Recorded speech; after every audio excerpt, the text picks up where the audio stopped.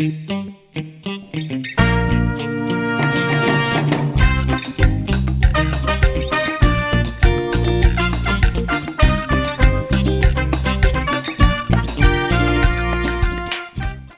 pasó, mi gente? It's Mark Tip 25 otra vez.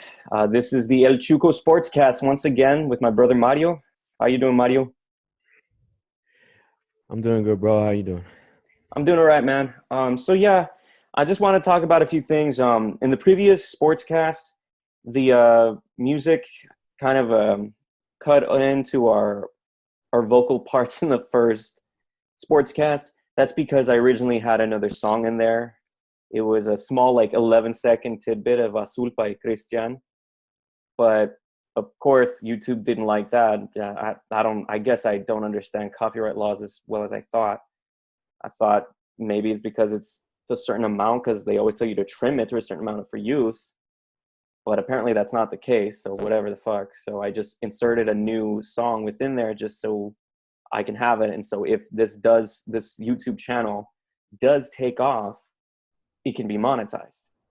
But the thing is, yeah, I couldn't, the YouTube studio is a little hard to work with, so I couldn't really position the song well enough. So yeah, that's what happened. But this time it's better. What I've been doing is I've been making templates of like the intro and endings of my videos for like both my channels and the Sportscast, just so it all is easier for me to just go into, add something, click save as, and it's a different video, and I can always have that original template. Filmora is a little bit of a different program, but it is what it is. But anyhow, what we're going to start with today is talking about start, bench, and cut. I've been seeing this a lot on Twitter. I mean, I've seen it on Facebook too, but like more so recently on Twitter, everybody's just been doing it because they're bored out of their minds and they don't know what else to talk about. So what I'm going to do is I'm going to kind of share what's going on my screen. So we'll do my desktop, we'll share. Okay, so let me minimize this. So what I mean by start, bench, cut is something of this nature. You start one, you bench one, you cut one. So what we have right here, we have Ben Simmons from the Sixers, Devin Booker from the Suns, and oh God, I don't know why I almost said Jaylen Brown. Oh my God, why can I remember his name right now? He's really big right now on the Celtics. Ooh, people are gonna crucify me for this one. Hold on. I don't sweat it, man. That jersey looks very interesting. Oh yeah, haven't that's a really seen that nice jersey. Yeah. Yeah. I don't know why Like, his name escapes me right now. This is really bad. forgive me. I'm been Jason doing my Tatum. best to try to keep up with me. Jason Tatum. I don't know why his name escaped my mind. Yeah. Duh. I don't know. I should. Well, that's why I'm saying I should know this name. Yeah. No. But I knew him too. It's just like I said. Forgive me, guys. I haven't kept up with sports lately, as you know, with this whole crisis going on, and then I'm trying to finish school, so it's I haven't kept up with it. But yeah, it took me a while to recognize him, and then also looking at his numbers, like, oh yeah, Tatum has number 0. So, But yeah, so in essence, you choose which one to start, which one to bench, and which one to cut. And a lot of people have varying views on this. And the thing is, I think what most people are trying to get at is like saying, hey, who's a real fan, or who's really more knowledgeable about the game. But see, stuff like that to me is very relative, because you could be biased because you're a fan, say you're a fan of Devin Booker, you're going to put him above Ben Simmons and Jason Tatum.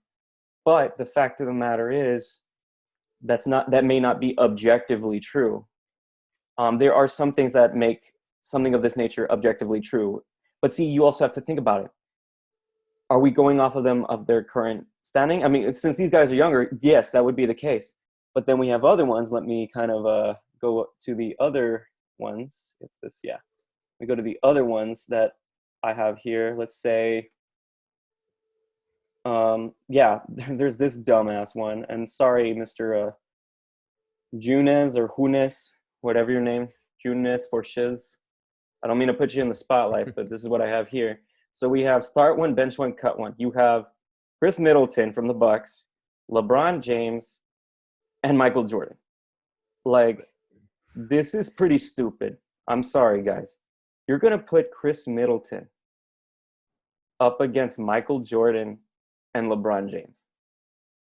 and see, this is where it becomes, if you're a biased Bucks fan, obviously you're going to take Middleton. But if you're more objective as far as the stats and as far as actual freaking career, you're going to take either LeBron or Jordan at one, like at start one or bench one. Personally, me, and I know everybody is always on the fence between Jordan and LeBron, I would say start Jordan, bench LeBron, cut Middleton. I mean, that seems pretty cut and dry, but not a lot of people agree for some reason. I don't know. And again, it tests your supposed knowledge. And if you say it wrong, you have people that are like, you're a fucking casual, or you don't know what you're talking about. And then you Right. have, and because the previous one is not so cut and dry, I guess my only problem with that one is the fact that they're not really the same position. They're separate positions. I mean, granted, yes, today's league has become more of positionless basketball, but they're not really the same position. They have different styles too. Like Ben Simmons is more of a point forward, but he doesn't shoot well. And I guess that's why some people would cut Simmons. I mean, I tend to prefer shooting over a person who can't shoot, but that's just me. But then Ben Simmons is really efficient, so you could probably take him over either Tatum or Booker because he's pretty efficient. I don't know. There's just so many levels to this that sometimes it just creates argument. Well, so let me try to clarify something here. Now, the other one you were showing with Jordan and LeBron, it's like, well, so are we going based on a hypothetical, even though Jordan's retired and LeBron's not? Is that what we're doing here? Well, see, because that's where it becomes a little crazy, because it's just like, well, one's retired. Like, are we talking about them at their current day? Are we talking about them at their peak? Because if we're talking about them at their peak, I'm sorry, it's Jordan's starting every time for me. And then Well, Middleton, yeah. he's a great player. Don't get me wrong, I like Middleton, but you're really gonna put him up against Jordan and LeBron? That's Well, ridiculous. Like, so in so essence, this it's is like why. if I was starting, like if I was having a game today and I'm coaching, who do I start? Who do I bench? Who do I cut? I guess is what it amounts to. All right, so it's not going based on current players. It's going based on whoever, even players of the past, as a hypothetical, if they were all, let's just say, on the same team. Am I correct? Well, yeah, hypothetically, All right. because of their talent. Because look at this one. This one I think is pretty hard. Because if you think about it, like who do you start, who do you bench, and who do you cut between Kevin Durant, Kawhi Leonard, and Giannis Antetokounmpo? Giannis is an amazing player. He's he was definitely about to get that second MVP this year. Uh, He's actually, granted, he's still not on the same level of 3-point shooting as Kevin Durant, but he's greatly improved his 3-point shooting. And I feel if he keeps improving on that aspect, he's going to be extremely dangerous. okay, well, there's another factor that I feel you have to take into consideration is, well, what positions are each of these guys? Are they all the same position, or Well, are they all different positions? Because I mean, well, because I, Kawhi, I think, is a shooting guard or like shooting guard, small forward. I mean, Kevin Durant could be a power forward, small forward. Same with Giannis. So I guess they're kind of similar, but not really, because Kawhi is more defensive minded, but he can still get you some buckets. Kevin Durant I mean, granted, he's decent defensively, but I don't put him on the same level as Kawhi personally. But again, you were probably going to have fans that are like, "You're full of shit. You don't know what you're talking about." But that's just my opinion. Kevin Durant is a right. hell of a scorer, and he's probably considered one of the greatest scorers of all time, besides Jordan, besides possibly LeBron. Like a lot of these players are kind of. It's hard on this particular case because it depends on a potential, because Giannis has a lot of potential to become maybe even greater than those two. It could also come to what you prefer. Like, do you prefer a more balanced individual like, well, and because even Giannis is very defensive minded too. He has a case for defensive player of the year himself. So it's Okay. just, it's hard. It depends on what you value more. Do you value defense, offense? Do you value a better passer? Because Kawhi's not as good as a passer as Kevin Durant. He's okay, but he's not as good. Do you value like a shooter? Do you value again, it's very dependent, and that's why sometimes it's hard for me to really respond to these. I used to back in the day, but then again, like I probably get people like, you don't know what the fuck you're talking about. It's like, oh, you're a casual. It's like, well, no, I Okay. mean, I've watched them play too. Well, okay. So let me try to understand this. I mean, like I said, I don't follow sports as much, but and see, this is kind of new to me. So, start is who you want to start, who you want to bench, and then cut is mean you cut from the team. Yeah, completely. Okay. See, this is how I would think about it or go about this. I feel I feel that you should, when you're comparing players, choose the players of the same position, and that way you can go. Hey, I would start him, I bench him, and him I would cut. Because I mean, if you don't, I just feel it would probably add some confusion. I think basing it off of position, like right here with Wade, Iverson, and Hart, they're all the same position. Am I correct? They're all. Well, but see, that's very I it's can't it's remember. it's dependent upon era, dude. Because Allen Iverson is technically a point guard, but he could Right. have played the shooting guard position if he wanted to. But that because of his era, he was more of a point guard. Right. And Dwayne Dwayne Wade Wade, was a small forward, no? no, Or no, was he a he's a point he's guard? a shooting guard. He's a He's a shooting shooting guard. guard, Okay. and so is And James Hart. Harden. But the Okay, so thing they're is, both but see, here's the thing: today's league is more positionless basketball. So James Harden could run point guard himself, and that's what D'Antoni has actually had him do for right. a lot of his time in Houston. Yeah, he did. So, but that proves that all three of them are guards, whether they're point or shooting. They're all guards, correct? So Yeah, this would actually make more sense to me, I guess. because yeah, I think guard, point, or shooting, because both we know can play both positions. Depending on the rotation that the coach wants. So this is a good comparison. So that's why I feel you should compare guards. If you want to do this start bench cut, compare a group of guards, same with a group of forwards, and same with a group of centers, regardless of, Mhm. and for forwards, regardless of shooting or small or power, and then of course centers are centers. So that I feel you will get a um, better sense of this thing. Forgive me, guys. This thing that they're doing, this comparison of start, bench, and cut that way. That's how I view it. So that way, it would be like, oh, okay, I start this guard, I bench him, and then I'll cut him because he doesn't fit our rotation or our style, or whatever. That's my view on how to make this a better comparison thing. But see, all it is trying to see who is better.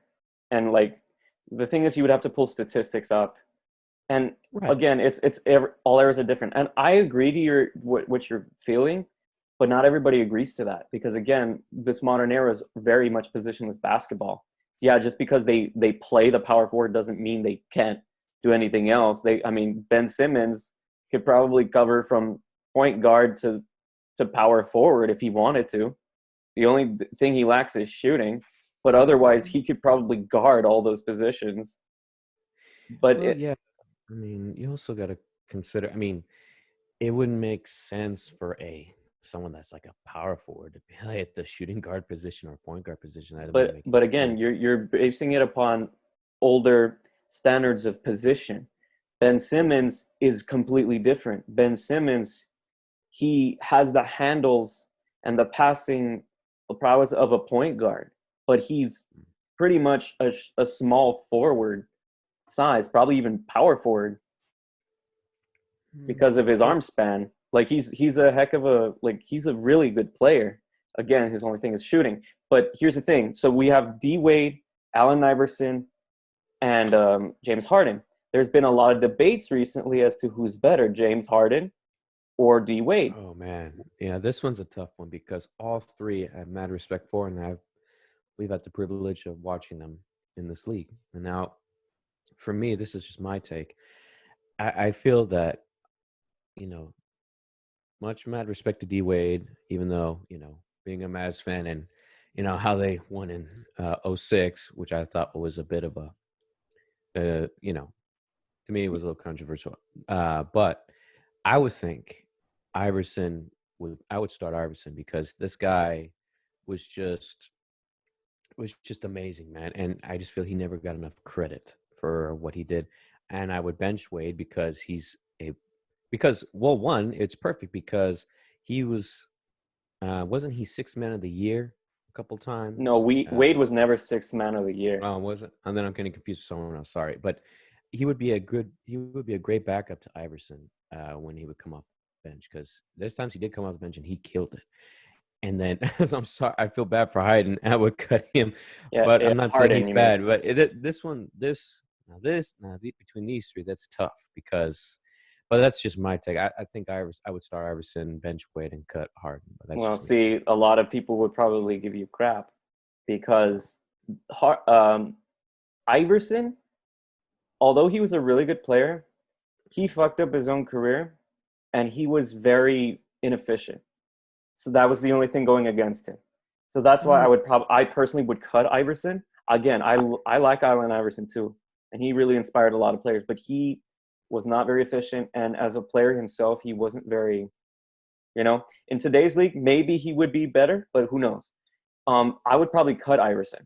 I would start Dwayne Wade, and I would bench Harden, because Harden has proven he could play well off the bench with OKC. Mhm. Wade, however, he has been very crucial to finals, runs, whether it be by himself you could say with Shaq, but Shaq was pretty much aged by that point.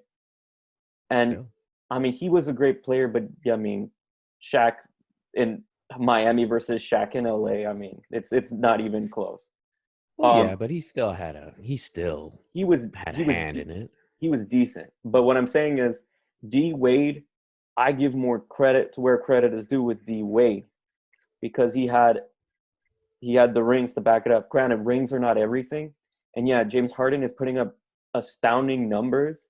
Last year, he pretty much was close to passing Wilt. If not, I think he may have broken one of Wilt's records as far as scoring in a season. So it's just who you prefer. What you got to pick your poison in that Yeah. point. Right, like I Let's said, see. this is our take on it. You're not gonna please everybody. Not everyone's gonna agree There with you, was and that's one fine. I I mean, know that's for a not the whole point, man. fact. I know for a fact. Let's see. Hold on a second. Could have sworn I had one more. Could have sworn. Let's see. Hold on. Let me verify, because I could have sworn I had one with Tony Parker, because it was the one that kind of got me on this. Because this one's kind of a tough one too for me. But let me see if I can find it. If it's here, I'll post it, because I could have sworn I put it in the attached. No, I guess I didn't. Shit. Well, okay. So what it was bench. Start, cut, bench. It was Tony Parker, Gilbert Arenas, and Rajon Rondo. Who would you rather have? I think, to me, that's a no-brainer. I start Tony Parker, have Gilbert Arenas as the bench, and cut Rondo. But Like I see, said, it's again, that's very dependent on who you personally like, what you personally want as a player, but because also it's also Rondo is a hell of a passer overall. true. Yeah, but he, like you and I have seen, he struggled as far as scoring points, getting shots off. That's why, yeah, passing is good. I'm not gonna say it's not, but it's just you gotta pass. You gotta also be able to take the opportunity to shoot when you do. That's why I felt, and I saw that with Parker. He was a great playmaker, and he made his shots. Gilbert Arenas, same thing. It's just with Rondo, I expect, when I first saw him, I expected more, and I just don't get that from Rondo. So that's my opinion. Start Parker, bench Arenas, and cut Rondo. But see, yeah, that's all very dependent, because look at Parker. Parker, yeah, he won a few championships with the Spurs, but granted, he wasn't the biggest reason. You could say, well, he was No. in one of those finals. He could have gotten finals. He actually won a finals MVP. And that's true. I do agree. But he wasn't personally the biggest reason. It was mainly Duncan. And where would Parker have been without Duncan and Ginobili? Same with Rondo. Where would he have been without the big three Celtics. And we'll get to them in a minute. But Rondo, I'm not saying Rondo's a horrible player, but his shooting kind of failed him in a lot of regards. There was moments where he was really good, and then there's moments he just couldn't shoot to save his life. But he's still an amazing passer, and he's probably still going to go down as a Hall of Famer. But I would cut him for that reason. I mean, and the thing is, this is me personally. Gilbert Arenas did not have the same help as those other two players, and he was monumental as far as like the Wizards. He was the Wizards for quite a while. So I would probably start Gilbert Arenas as a talent, like just how talented he was. And he was a decent defender himself. He wasn't great, but he wasn't lackluster. Parker struggled on defense at times. I mean, he was crafty, but I don't think he was as good of a defender as Rondo maybe. But see, again, it's dependent upon what you value. Do you value defense? Do you value overall winning? Which personally you probably should. But overall, say those were on a team, I'm sorry, I'm starting Gilbert. Because Gilbert Arenas, yeah, he fucked up his career royally, and he probably could have been much more. But for the span that he was great and his all-star appearances, he was a hell of a player. And Tony Parker, again, he has a Finals MVP, and most people would probably take him.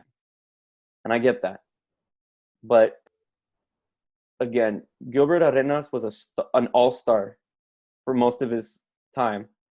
And this was without major help. I mean, yeah, you may have had Caron Butler, Brendan Haywood, but even then, those aren't on the same par as Duncan and Ginobili or as the big three Celtics. That's not the same type of help. As much as I do like Caron Butler and Brendan Haywood, I mean, they helped the Mavs win in 2011. I understand Caron wasn't in the playoffs, but throughout the season, he was very monumental in helping them push towards the postseason. So you got to at least respect that. But I'm just saying overall, Caron Butler, again, he's not Paul Pierce. Caron Butler is not Tim Duncan. You know what I mean? So that's why I feel Gilbert Arenas should be above. And then people are probably going to tell in the comments section, well, you could have Gilbert Arenas, but you won't have Allen Iverson. Well, it's just very dependent. You see what I mean? I like both. I just feel it's just look. I just think yes, Allen Iverson did kind of messed up his own career, but I think the NBA had it out for him too. So it was partly his fault, but I just think they just put they blacklisted him for some reasons that were just not cool. I mean, I see where you're coming that's from. How. But he, again, a lot of it was his own fault, dude. Especially there's articles. I mean, a lot of these YouTubers have already posted a lot. Like, just go look at stuff from Mike Warzamba. Go look at stuff from Rusty Buckets. Go look at stuff from Dom 2K. They highlight that if Allen Iverson himself had just stayed out of trouble and had just focused on the game, he probably would have a championship by now. He probably would have been in a better position overall to be a championship contender. I mean, because even when he wasn't at his complete best, he got them to a finals, and they won the first game against the Lakers. Granted, they were not going to win that series, but the fact that he got them there is, in and of itself, miraculous. But at the same time, with the other one, because it was D. Wade and Harden, I mean, Wade was very monumental in those finals runs. So I have to give it to him. Harden, he's an amazing player, but he struggles so badly in the postseason. And that's the only issue. He struggles badly because the way he plays, he tries to look for fouls, and it doesn't benefit him then because that's all he's looking for instead of just, going in strong. And the fact that he was like that Rockets team against the Warriors a couple of years ago was like over 22 or something from three. That's, you know what they say, you live by the three, you die by the three. Yeah, well, like case in point, like you said, where he would look for the fouls. Like I really it really gets on my nerves when players do that. Then they try to flop and they don't get. It's like, dude, don't do that. I And I mean, get it; if it's part of the game. But yes, there's going to be some refs that I know there's going to be some refs that don't see it, or some that were, I'm sure there were some that were paid off. So, but don't be looking for the flaws or try to flop, man. You don't get it, you don't get it. Move on. Don't worry about that. Go to the next play because it's just time wasted.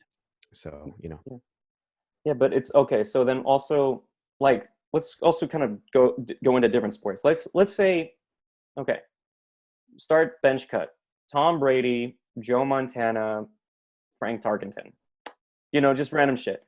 Obviously, people are going to choose, because of modern sports, modern fans, they're going to choose Brady. They're going to bench Montana, and they're going to cut Tarkenton, because Tarkenton, although he was like he had really great stats, he never won it. Or actually, no, a better one would be, like Kelly. Kelly, let's put Kelly instead of Tarkenton, because Kelly has been to the big dance a few times and he has really good stats, but he never won it with the Bills, because right. he had a lot of appearances but just couldn't finish. But then there's always the debate between Montana versus Brady. Montana is undefeated in the Super Bowl, if I'm not correct. But yeah, I think he is. He's undefeated in the Super Bowl. So it's like Jordan. He's undefeated in the finals. In essence, that's the Jordan LeBron debate of the NFL. Brady versus Montana. And for me, it's kind of hard to say, because there's been times where Brady has been bailed out in certain occasions. And there's been times Montana has not performed up to par. So again, it's really, really what you value at that point. And yeah, Brady has broken a lot of records. So maybe Brady would be the one to start and Montana would be the one to bench. But again, it's dependent on what you value. Like someone who's more consistent, like Montana was in the Super Bowl, or Brady, who has been around long and is consistently competing for a number of years and is really amazing at leading an offense. Some people say he's just a system player, and we're going to find that out this year when he plays with Tampa Bay. But I don't know. Who knows? Okay, and then let's go to another sport, baseball. Who do you start, bench, and cut? Do you, I don't know, start A-Rod? Do you start Mickey Mantle? Do you start Babe Ruth? Because those are like completely different eras now. Like Babe Ruth played like in an era where black people really couldn't play. It's hard to say. Like, imagine if black people did play at that era, would Babe Ruth still be as amazing as he is, like as revered as he is now, or was? You know what I mean? Because I mean, I haven't followed baseball in a while, so maybe I'm a little off on that. But you see, like Babe Ruth has had a history of winning. He's a heck of a hitter. Mickey Mantle was amazing in his own right. A-Rod, because he's newer and most people have seen him. People probably would revere him as a Yankee. Also, yeah, Yankee fans are probably going to gravitate towards their bias. But again, it's who do you value? And of course, hopefully we get more comments in this section just so we can, they can have their views on it. And now we would greatly appreciate that, because, we would like to have discussions on this, because it's always fun, to kind of see that, to kind of learn as a sports community. And hopefully I get to grow to that point where I get more advice or get more, even if it's negative. I mean, it is what it is. But yeah, that's what I'm hoping to get. But for me, it's hard to say. Sometimes it's more clear cut with like Jordan and LeBron versus like Chris Middleton. He's a great player in his own right, but I'm not going to put him on the same level as those two. And then sometimes it's really hard to say.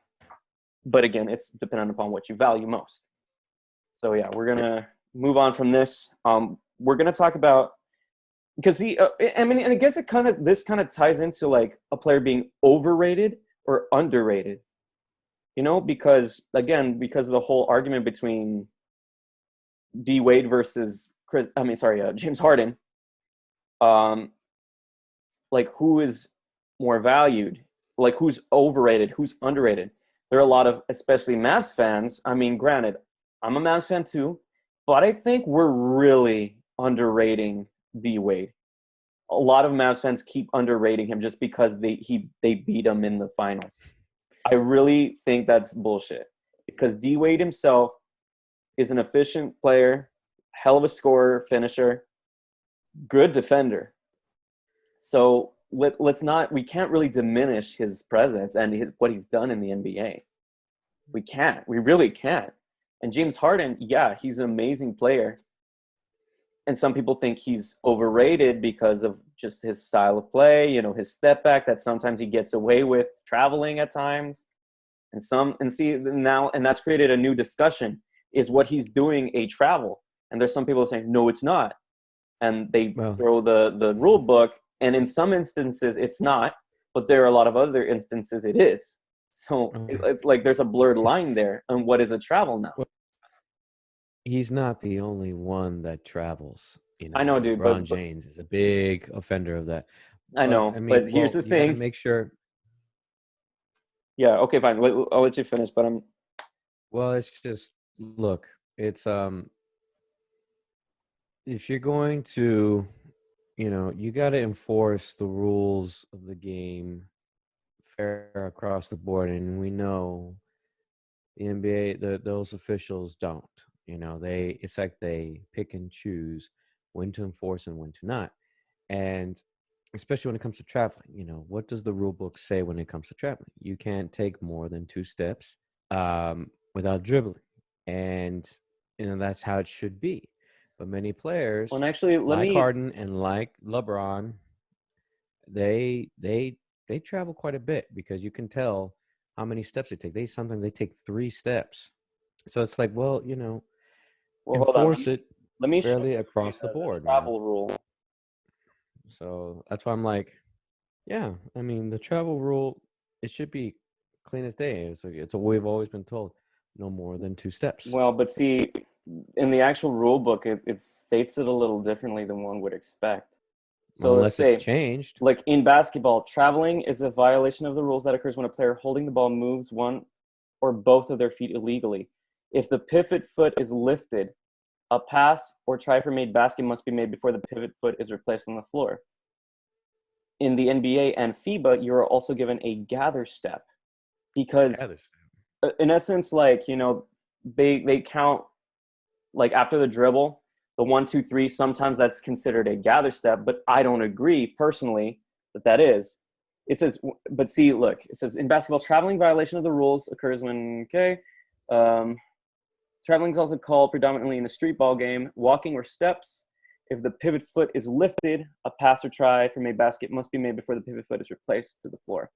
When a player has taken more than 3 steps without the ball being dribbled, traveling violation is called. The rule was 2 steps before 2018, but the International Basketball Federation, known as FIBA, changed the rule. Since 2018, there is a step called the gather step. But see, that's because the European style of play started to dominate. Because how, the Euro step, back then, a Euro step was technically traveling. Right. Well, that's the thing. Well, but it says that's FIBA changed the rule to 3 steps. The NBA and their players are part of FIBA. It's it's the International Basketball Association. So in essence, it's all entwined within it. Well, I thought they were separate entities. Well, they're because you know how they. Well, I mean, they're under the same umbrella because they're trying to encourage international play. So then, if that's the case, so then the NBA changed the rule then to 3 steps, not 2. Right. But at times that's what I'm asking. Did they or did they not change it to 3 steps? The NBA. It is 3 steps, but there are times that people get away with more than that, even still. Yeah, but I'm just talking about the original rule. It said no more than 2 steps. Yeah, it was no more than 2 steps, but now it's no 3. More than. Now it's no more than 3. So that's what I didn't know. I thought it was still to this day no more than 2 steps, and people were just getting a lot of players were just getting. I was like, man, people are traveling. It's blatant travel. I mean, granted. Now that I see that they changed it, to 3 steps, it's like, okay, then now that makes sense. So that's why I didn't know that. Well, granted, people still get away with traveling even then. I mean, there's been players like Well, I know even with the lesser other players at like times have done it too. So it's just yeah. no, yeah, but But it feels like overall, the ones that get away with it, the ones that get away with it are the more well-known players. But I'm not saying that traveling, people get called on traveling for the other reasons of the definition. It's just my main thing was, well, when it comes to stepping, is it 2 or 3? So now I know it's 3. So that answers my question. yeah. But be that be that as it may. So we're again overrated versus underrated. A lot of people. It depends on who you talk to. A lot of people think D Wade is being sorely underrated, and most Mavs fans think he's being sorely overrated. James Harden, if you're a James Harden fan, people think he's being underrated, and a lot of people and fans, majority, think he's being overrated because oh well he should have won MVPs in this year and that year, and same thing with LeBron. I think sometimes in some respects LeBron is overrated because a lot of his fans like to say oh well he should have won this MVP in this year over James Harden or somebody else. And it's like, okay, dude, it's not just about the statistical numbers. It's also if your team is in a great position, like first place, like top 3 at least. It's not just the stats, and people fail to understand that. The only reason why, and people like to say, well, what about Russell Westbrook? He was like 5th or 6th seed and won the MVP. Okay, well, because he did something that no other player has done in like years, and that's getting a Oh, triple double, like this averaging a triple triple double. double the entire year. That has not been done. So that's understandable as to why he won it. Granted, you could make the argument other players probably should have won it over him, but again, it's really dependent. But for the most Yeah, part, he's an outlier. The most of the time, it's the player who has A, good stats, and B, is leading their team to a really great record. That's usually what it amounts to. And a I lot of mean, like you people are said, getting pissed off at Giannis, like, oh, well, LeBron should have the MVP over Giannis. Look what he's doing as a 38-year-old player. That doesn't matter. And that's kind of telling because LeBron fans are now starting to screw up their own arguments because it's just like, okay, well, look at what Giannis is doing. He's pretty much posting up astronomical numbers himself. So why are we having this argument? That's just what's bothering me. So like people can overrate players, people can overrate teams. But one more like player comparison before I move on to like overrated teams. Um, I'm a Mavs fan, so Dirk is always going to be a great player in my heart. same. But there's a lot of times people sorely love to underrate Tim Duncan in favor of Dirk, which I don't think is right or fair because Duncan was a No, I hell of a mean, player. Duncan had an amazing career. And just because he wasn't as big of an offensive force in his later years doesn't mean he wasn't ever one. Like the guy pretty much averaged a triple double like in the playoffs, probably I think it was either the conference finals or the NBA finals where he averaged well, he should have averaged a quadruple double, but they didn't count a couple of rebounds that had occurred. But they were legit rebounds, they just didn't count them. So in essence, he probably would have been the only player to have averaged a quadruple double in the playoffs, if I'm not mistaken. But again, it's people sorely underrate Tim Duncan just because he was very quiet. He wasn't like a flashy player. well, I don't know what that has to do with anything. I mean, yes, he was, I'm a Mavs fan too. Yes, he was our rival. He was the rival, but it, I don't see how. I just thought, yeah, he was an overall player. Yeah, he drove me crazy every time because he gave the Mavs hell. But I don't. I never underrated him or overrated him. He earned what he was able to accomplish. 5 NBA titles. Under the But see, tutelage that of does matter. That does matter Popovich. though, That he because goes. I know, but it does matter in the scheme of things because What do you mean? Because a lot of I mean, okay, let's put Jordan versus Duncan. Who would you pick? Like if and let's say the 2012 finals goes Duncan's way. He was one Ray Allen jump shot away from winning another championship. He would have been tied with Jordan. But I feel even then, if that was the case, people would have still chosen Jordan over Duncan because Duncan well, is not as dynamic of a player as Jordan was. You see what I well, mean? yeah, well, yeah, but of course, Duncan was a center, and Jordan was a power forward, so two different roles. And of course, Okay. Duncan is a lot taller and heavier than Jordan is, so he doesn't have the same agility that Jordan. But also, I mean, I don't know if we're just doing hypotheticals here, but you got to remember, they're from two different eras. Jordan reigned over the '90s, and Well, Duncan but reigned over the 2000s and 2010s. and I agree to that extent. I mean, But here's the thing: people still try to pit Kareem Abdul-Jabbar versus Jordan. They won the same amount of championships, and a lot of people choose yeah, I Jordan don't. over Jabbar. But you also have to understand, as an overall player, Jabbar has actually had an even better college career plus NBA career over Jordan. And that's why sometimes people like to pull towards Jabbar because he was great from all aspects of basketball, not just the NBA, where Jordan was just the NBA. But see, again, it's what you value. But again, I'm saying, and I know because I've heard people discuss it, that Duncan would not have been put on the same pedestal as Jordan, even if they had the same championships, because he wasn't as dynamic. And yeah, they are different positions, but when you're talking about the greatest player of all time, a lot of times that position does not matter because of the fact of like, what were their accolades? What did they do in the end?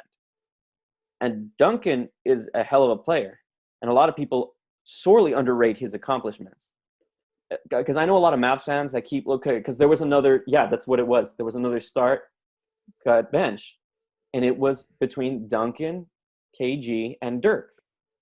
A lot of people, like a lot of Mavs fans, keep choosing Dirk. And granted, yes, because we're Mavs fans, but at the same time, I don't. I would bench Dirk because Dirk, as amazing as he was offensively, he was a huge defensive liability too.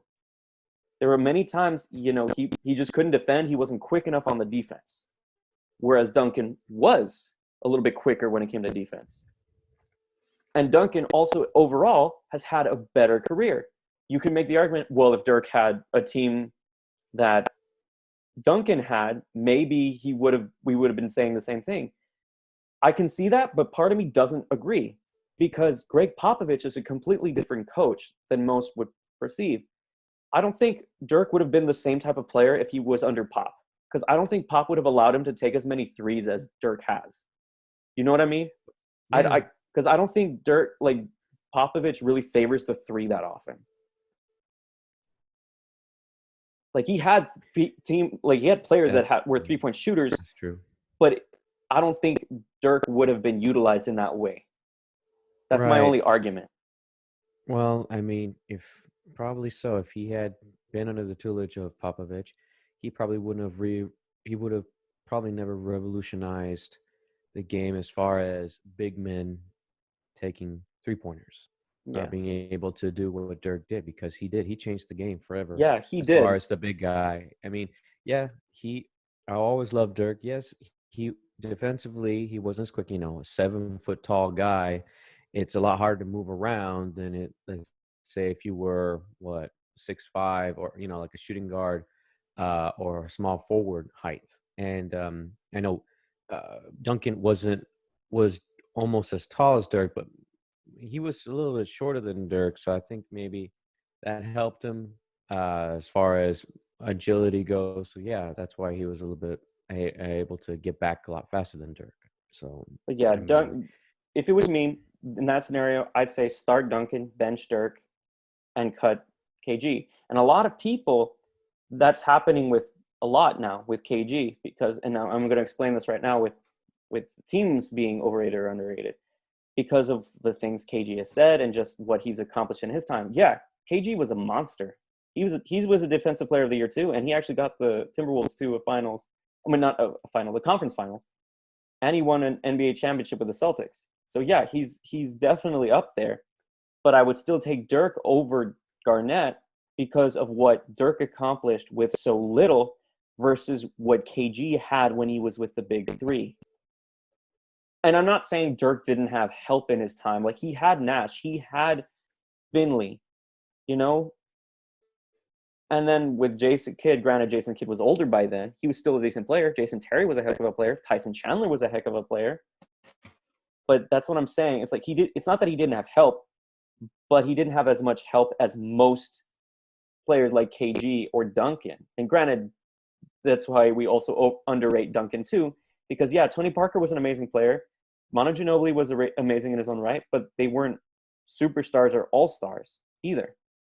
So that's why sometimes when Mavericks fans argue that, it's like, well, no, that's not really true. Duncan, he had help, but it's not – we don't give him as much credit for himself being the all-star and the superstar player that he was. And that's why I stated the way I stated it. And like, I'll also post a couple of links about, like, you know, Rusty Bucket's take on the matter and Dom 2K's take on the matter, because they both did videos on Tim Duncan being underrated. But also right now what we're going to talk about is because I was talking about KG, we're going to talk about overrated teams. And a lot of people right now say that the Boston Celtics in 2008 are one of the most overrated teams because of the fact that they won one championship in a very small vacuum of time when they probably should have won more, considering who they had on their squad. And they even did retool at times. So it's kind of crazy that they didn't win as much as they needed to or should have. And granted, because I'll also post a link about his name is a Funky Diabetic. He's another great basketball YouTuber, and he had a lot of interesting things to say about, like, that Celtics team. And he really defended his points pretty well, but I don't entirely agree with it. But I'm still going to post it because I think it is he makes good points. And then Rusty Buckets, he's another YouTuber. He's a Bulls fan, but he's really cool. He also did something about that topic as well, that the Celtics are overrated for the reasons I have just described. But we also, for Funky Diabetic's points, it's mainly the fact that, well, there were a lot of injuries at that time. So it's kind of unfair to say that they were overrated, especially when they kind of overachieved in certain aspects, because they took the Heat to 7 games in one series when it was the big three for LeBron, D Wade, and Bosh, and they weren't at full strength. So that is in of itself a pretty decent feat.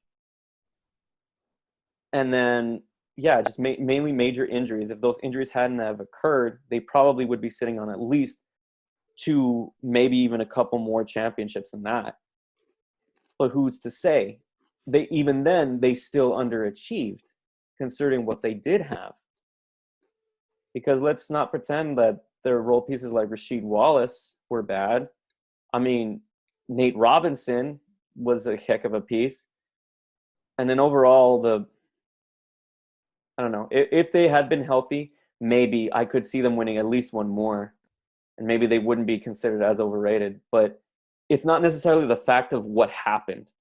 It's the fact of what these players like Paul Pierce and Kevin Garnett say nowadays.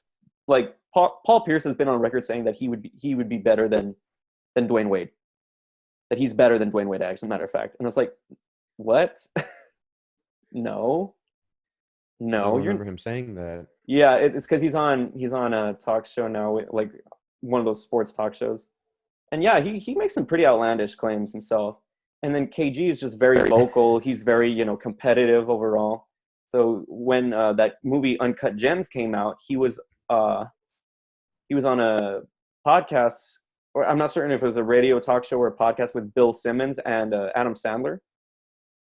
Like, they were trying to promote their movie, but then Bill Simmons kind of tried to poke the bear a bit about, like, LeBron and all this stuff. And then KG was like, oh no, we manhandled him. He couldn't stop us, blah, blah, blah. Like he's just talking mad shit. And it's things like that that kind of overrate that team because it's just like, okay, dude, if you were so good, why did you only win one championship? You know what I mean? But I don't know. What's your take on that? Well, I just I don't see how. I mean, I don't see how the Celtics that year in '08 were overrated. I thought they did tremendously well, and they took it all away. They dealt with the Lakers as they should have. Now, after that, they went to another finals. They went back to back finals, and I Well, feel that they it should have wasn't back won to back. that second finals, but I just don't know I can't remember what happened. Yeah, it was 2007, 2008, 2008, 2009, and Lakers won 2009 and Lakers won 2010. Well, no, But the remember Celtics did go 2000, 2008 and 2000. 2009. No, no, no. It was the Lakers and the Magic in 2009. It was Was it? Oh, yeah, oh it was wait. Kobe Oh Bryant yeah, versus Dwight yeah. You're Howard. right. It was Orlando. It was Orlando. Yeah, but But then no. That I meant the net. Then 2010 is what I meant. yeah, Is that's that fine. But yeah, when? your Oh, point still yeah. stands. They Sorry. made it to two finals. Yeah, I'm sorry. Yeah. They made it to two finals, and it is upsetting that they didn't go. Yes, I don't. I mean, as far as that year that they won, I didn't think they were already. I think they did what they had to do And see, and with Doc that's Rivers at yeah. the helm. And see, and With that was Doc a Rivers at point the that helm. yeah, and that was a point that a funky diabetic man is like, well, the year itself, they did win in 2008. They were a heck of a team, and it was probably the biggest turnaround for a franchise in history. Like going from being pretty much a bottom feeder to a goddamn champion within the span of a year is astounding. So I don't underrate them in that aspect, but I'm saying as a overall supposed dynasty that they should have been, it Oh didn't yeah, pan out. And granted, yes, yeah. one of those years Ray Allen did jump ship, but overall, I can see why people view them as overrated. But I can understand that Because some they had people higher are, expectations. yeah, they had higher expectations, and which they should. You should have higher expectations with a team of that caliber. You should. And that's why it's kind of the same thing with the Yeah, Heat. I mean, Well, at least for me, a lot of people are going to totally disagree with me. It's like, dude, you're full of shit. But come on, dude. For a team that should have won, like even LeBron himself, not one, not two, not three. You know what I mean? For a guy like that, who is supposedly the greatest player to have said that and not even win at least four championships in that span, that's not a good look either. So we kind of overrate the Heat sometimes too. Were they still a great team? Yeah. Yeah. And they backed themselves up a little bit better than the 2008 Celtics because they went back to back. So right. we can at least give them that leeway.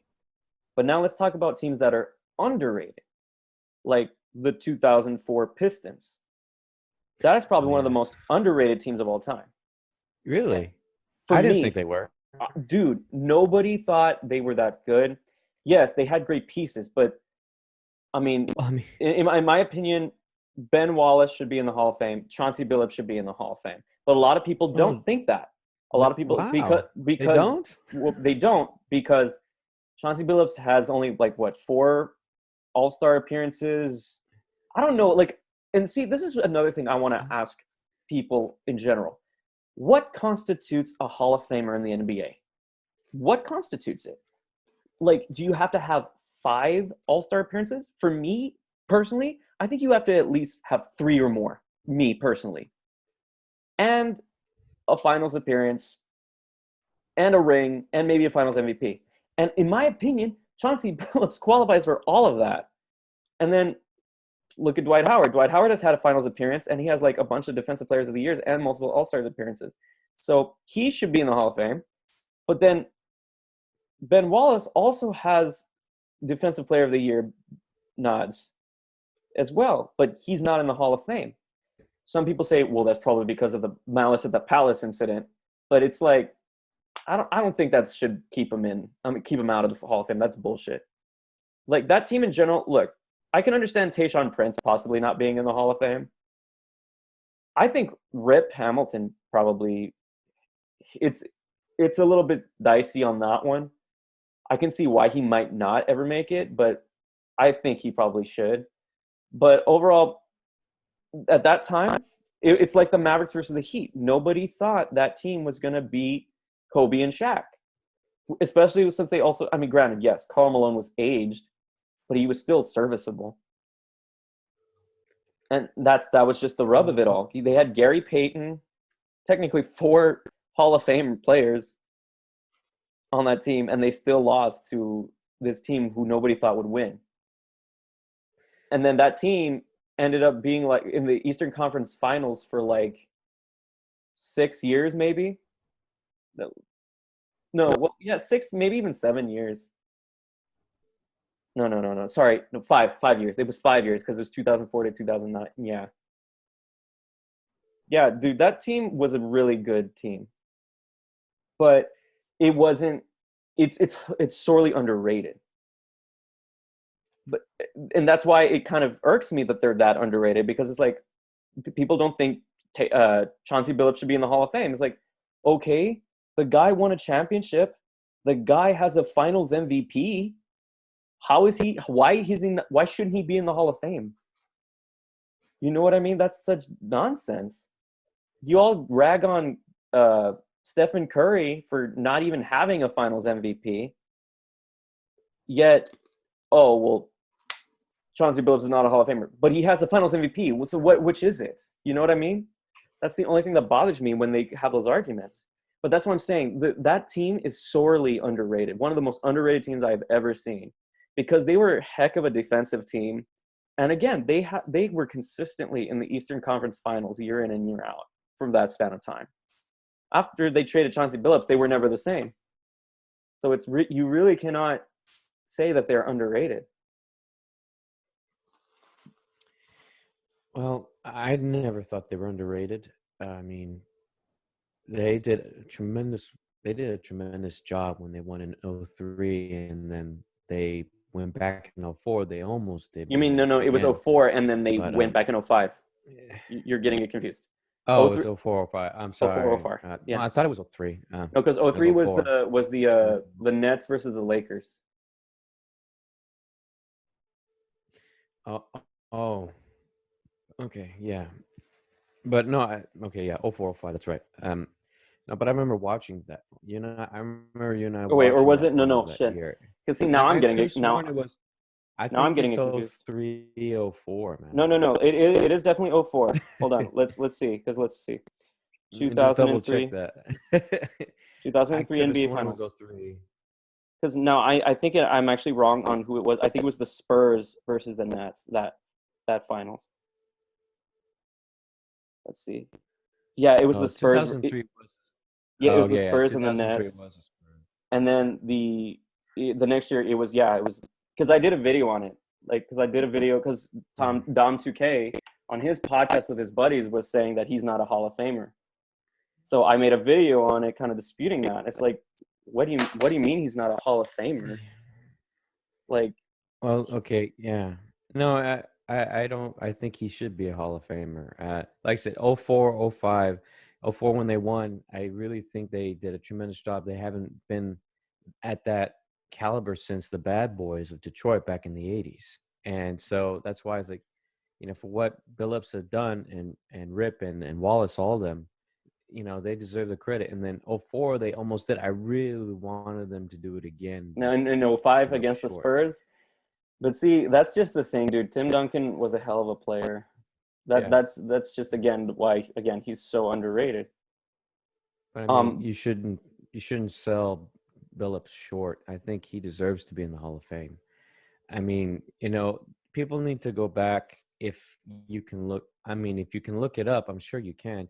So look up what is the Hall of Fame criteria. What is the criteria that needs to be met? Well, dude, that's just the issue, dude. There's no true criteria, because you have people like Yao Ming getting in the Hall of Fame. As far as, I mean, and granted, yes, he has international success, so that's another factor that bodes into this, being also success from the international standpoint of things. So Mm. it's not just the NBA. It's also college, international, and NBA. So it's all commingled into one. So I guess the ways of getting in are not as strict as one would imagine. So that's why I feel he should be a Hall of Famer. And that's why sometimes it's just like, okay, well, these other YouTubers and other people that talk about it, it's so arbitrary because at some point those players are gonna get in. If people like Yao Ming, who never even won a fucking finals, is in it, then why the fuck shouldn't Chauncey Billups be in there? You know what I mean? Why the fuck Wasn't should yeah. But aren't there other few players that did not win a title that I'm aren't pretty in the Hall of Fame too? I'm Because pretty that's what I sure Carl remember. Malone is in the Hall of Fame. Carl Malone is in the Hall of Fame, and he's not won a championship. And of course, I'm gonna also get those people. It's not all about the rings. The stats matter too. But it's like, okay, but why do they play the game if not for winning championships? And that's why it's like so. I don't know. I just feel it gets really frustrating with fans and just people that talk about this that it becomes so fucking arbitrary that they're not even consistent in their own arguments. Is what I'm saying. You know what I mean? But that's just the thing. It's like Well, we underrate well, certain players, but then we overrate players for the arguments that those people are against. You know what I mean?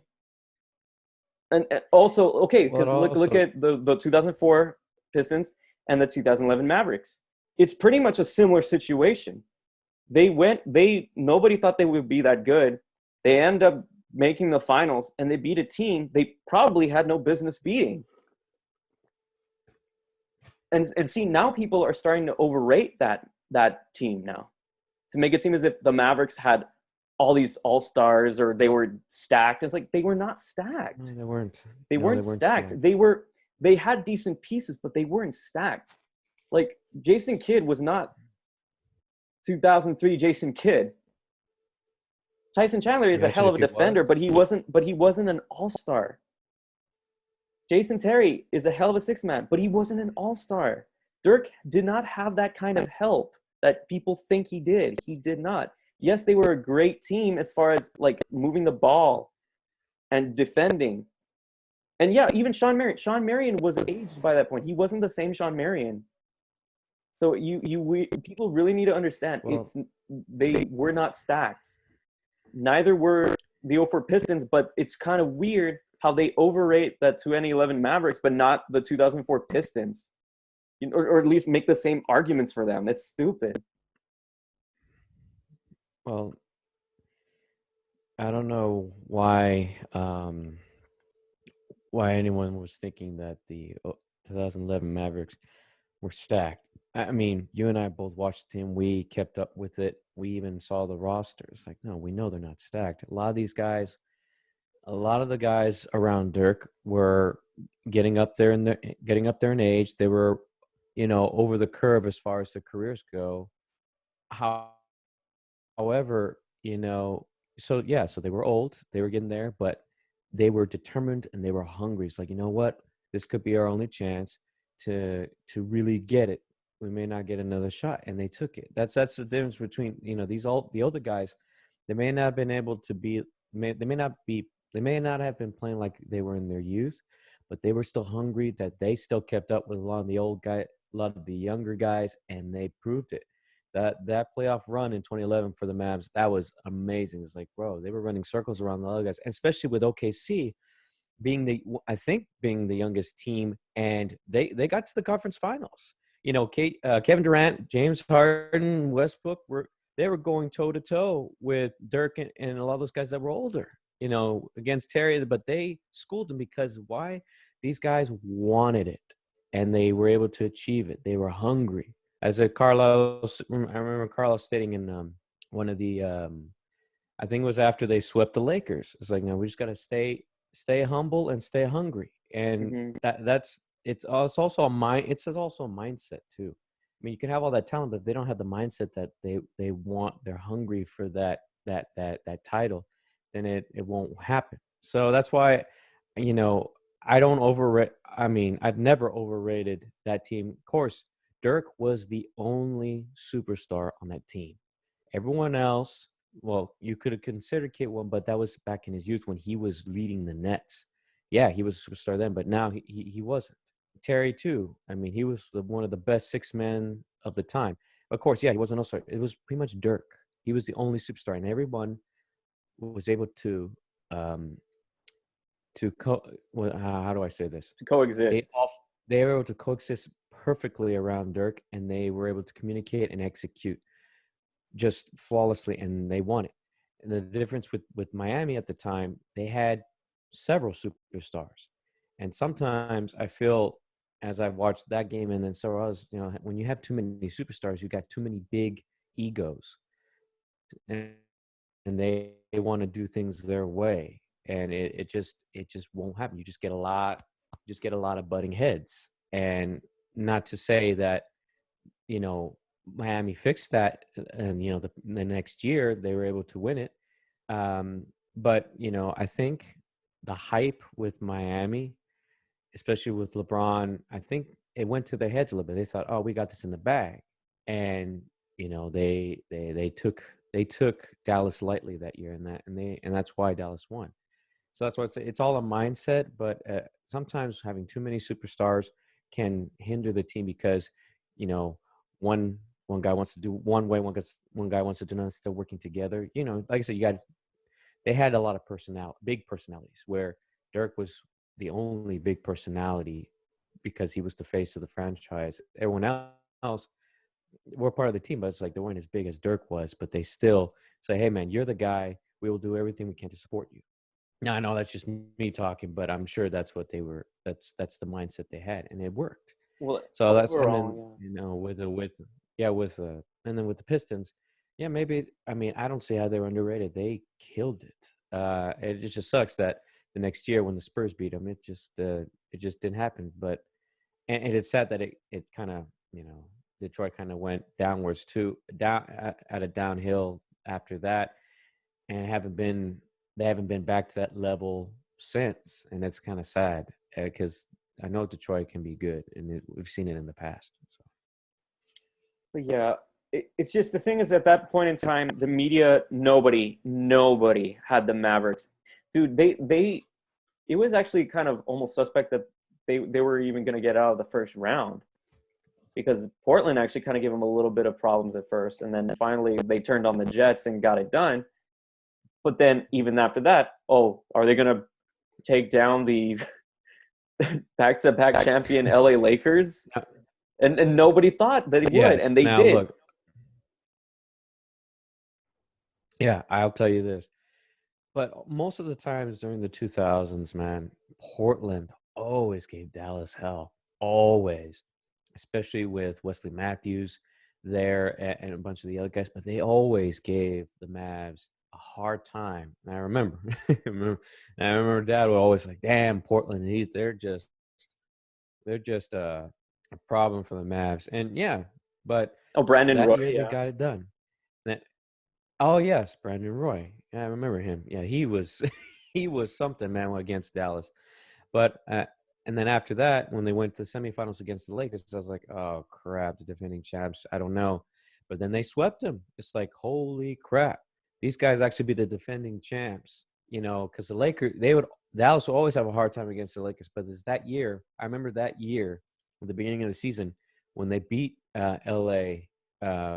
Pretty good. I was like, well, maybe there's a chance that LA won't stop them this time. And lo and behold, they didn't. So But yeah, overall, it's just that says something right there. yeah. But here's the thing: it's just nobody in general thought they would ever make the finals, much less win it.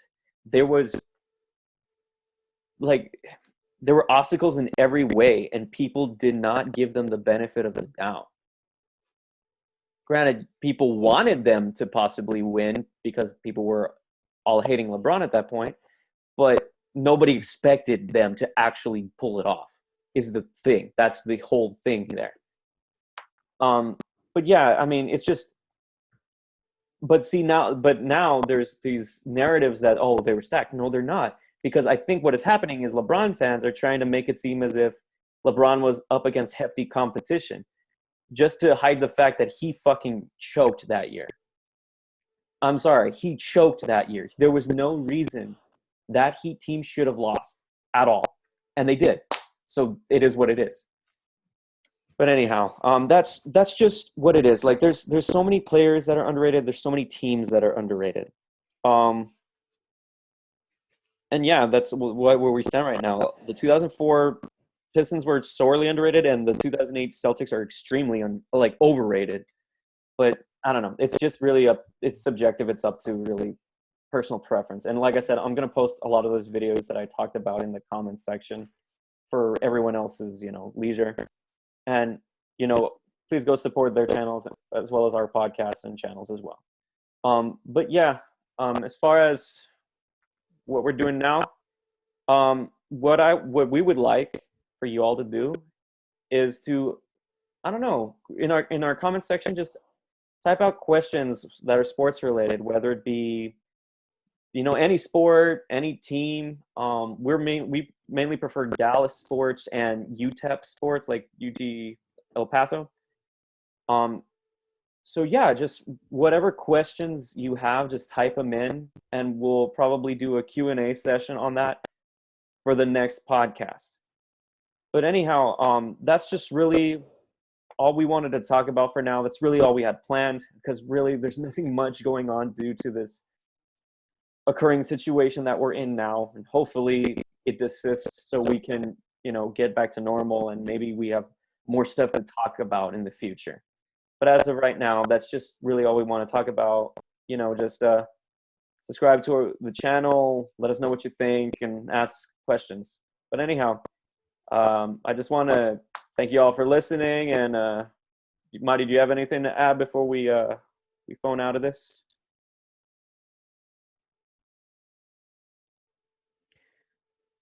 I'll just I'll try to do my part here, keep up with everything. Yeah, that's Like the I thing, said, dude. a lot of And stuff going on. Trying to finish school up, so it's got most of my time right now. see, and that's the thing. Like the whole thing with like the casual fan versus the true fanatic. Sometimes that gets commingled, and it just gets people heated because it's like, oh, well, you don't watch enough of it to know, so why are you saying this and all this stuff? But it's like, well, sometimes people need to ease into things, and sometimes their life is not surrounded around sports. But with whatever knowledge we do know about, we're willing to share. But again, for you all in the comments, just let us know what you all think and give your opinions, and maybe we can learn something more that maybe we didn't know. But yeah, that's just what we think. Suscríbete al canal y hasta el próximo. Laters. Later.